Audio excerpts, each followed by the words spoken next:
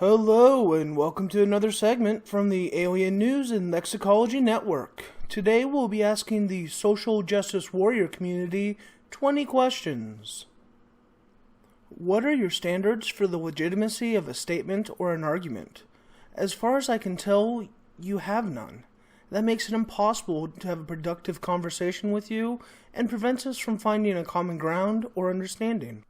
The definition of institutionalized or systemic racism is a pattern of social institutions such as governmental organizations, schools, banks, and court laws, giving negative treatment to a group of people based on their race.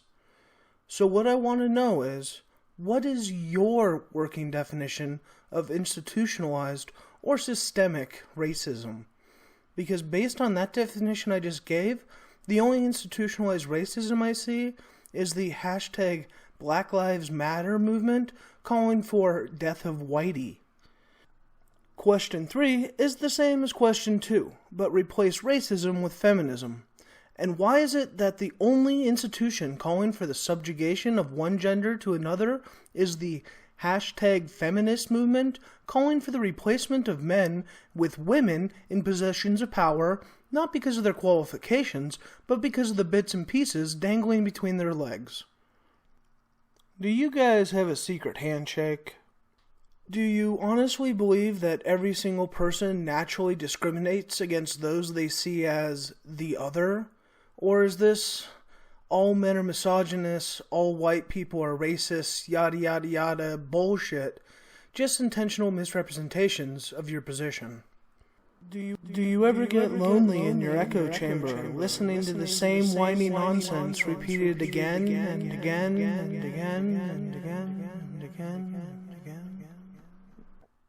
Whose social commentary do you find more compelling, Jon Stewart or Milo Stewart? As a cis white male, I'd like to check my privilege. Do I get a coat check number for that so I can retrieve it at some time in the future? Or were you planning to keep it for yourself? Have you ever tried to discuss a triggering topic without using labels? Even just once? Because when you stop labeling people and putting them into groups, about 99% of the gibberish that comes out of your mouth is complete nonsense. Do you like being called a social justice warrior? Does it make you feel like you're fighting crime side by side with Superman and the rest of the Justice League? Do you get your news from BuzzFeed? Can you be religious and an SJW? Because it seems that religion is the number one factor influencing prejudice and bigotry in today's society. Why are you offended when an individual has a different value system than you do? What are your standards for judging different value systems? When you inevitably don't respond to this question, is that because you don't know the answer, or because you don't understand the question? What is your vision of a perfect society? How does that differ from our current society?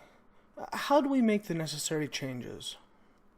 Do you have more friends on Tumblr than you do in real life? Would you say that you're more familiar with the writings of Ayn Rand or the Twilight Saga? Which are you more afraid of? A world where they burn your books or a world where they burn your labels? What kind of a career does a gender studies degree prepare you for? Painting signs to hang on bathroom doors? Why do you always apply labels to people in order to fit them into a specific group?